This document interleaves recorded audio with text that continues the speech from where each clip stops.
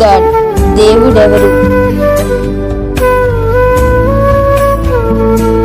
యెహోవా నీతిమంతుడు, ఆయన నీతిని ప్రేమించువాడు. కీర్తనలు 11వ అధ్యాయము 7వ వచనము. అవును ప్రియులారా, యేసయ్య నీతిమంతుడు.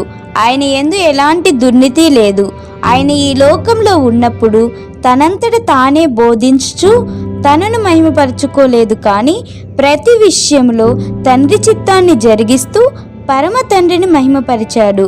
అందుకే ఆయన యందు ఎలాంటి తప్పిదము లేకున్నను నీతి నిమిత్తమై ఆయన కూడా బాప్తిజం తీసుకొని ధర్మశాస్త్రం మూలముగా అన్ని విషయాలలో నీతిమంతునిగా తీర్పు తీర్చబడ్డాడు.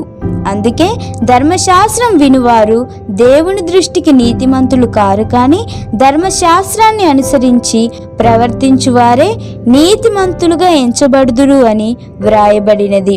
అవును, యేసయ్య సమస్త ధర్మశాస్త్రాన్ని నెరవేర్చి సమాప్తం చేశాడు కనుక ఆయన నీతిమంతుడై ఉన్నట్టు నీతిని జరిగించు ప్రతివాడును నీతిమంతుడు.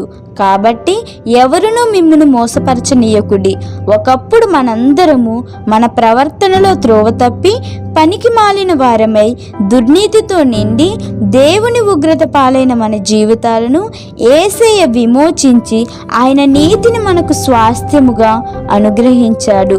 కాబట్టి నమ్మువారు ఆయన కృపచేతనే క్రీస్తు యేసునందలి విమోచనం ద్వారా ఉచితముగా నీతిమంతులని తీర్పు తీర్చబడుచున్నారు. కాబట్టి ఆయన రక్తం వలన ఇప్పుడు నీతిమంతులుగా తీర్చబడి మరింత నిశ్చయముగా ఆయన ద్వారా ఉగ్రత నుండి రక్షింపబడుదుము. కనుక మనము కనికరింపబడి సమయోచితమైన సహాయము కొరకు కృప పొందునట్టు ధైర్యముతో కృపాసనము నొద్దకు చేరుదాము. అవును ప్రియులారా, క్రీస్తు కొరకు ఆఫ్రికా అని ప్రార్థించిన గొప్ప మిషనరీ ఆండ్రూ ముర్రే. ఆయన జర్మనీలో తన విద్యాభ్యాసం చేస్తున్నప్పుడు జోహాన్ బ్లూమర్ చేస్తున్న సేవను చూడటానికి ఒకసారి వెళ్ళి అక్కడ దేవుని యొక్క శక్తిని, ఉజ్జీవం, స్వస్థతలు, అద్భుతాల రూపంలో చూశారు. అప్పటి నుండి తన స్వదేశంలో కూడా అలాంటి ఉజ్జీవం కలగాలని నిరంతరం ప్రార్థించడం ప్రారంభించాడు. అంతేకాదు, ఆయన తన పరిచర్యలో ప్రార్థనా గుంపులను ఏర్పరిచి ప్రార్థించుటకు ఇతరులను పురుగొల్పేవాడు. వారు ప్రార్థించుచుండగా పరిశుద్ధాత్మ ద్వారా అనేకులు పాపపు ఒప్పుకోలు చేస్తూ గొప్ప ఉజ్జీవంతో రక్షణ కార్యాలు జరుగుచుండేవి.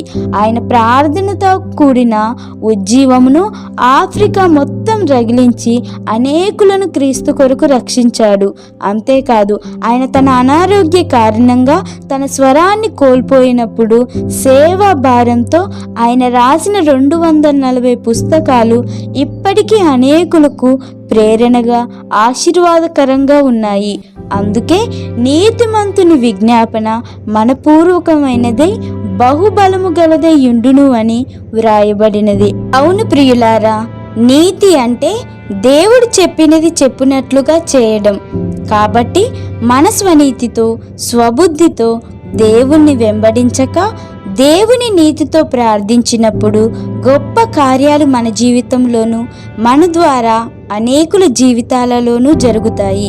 అందుకే నా ఎదుట నీతిమంతుడైన వాడు విశ్వాస మూలముగా జీవించును గాని అతడు వెనుక తీసిన ఎడల అతని యందు నా ఆత్మకు సంతోషముండదు అని ప్రభు చెప్పుచున్నాడు. మరి నీవు దేవుని నీతితో జీవిస్తున్నావా? విశ్వాసంతో ఇతరుల కోసం విజ్ఞాపన చేస్తున్నావా? నీ యందు దేవుని ఆత్మకు సంతోషముందా? పరీక్షించుకో.